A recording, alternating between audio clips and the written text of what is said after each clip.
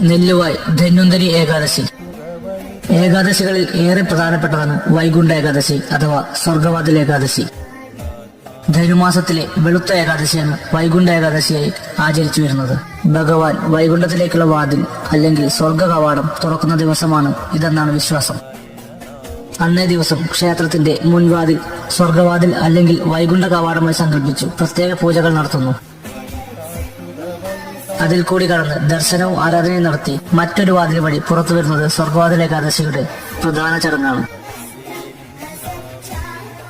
അതിലൂടെ സ്വർഗമോ അതിനേക്കാൾ ശ്രേഷ്ഠമായ വൈകുണ്ഠത്തിലൂടെയോ കടന്നുപോകുന്നു എന്നാണ് വിശ്വാസം.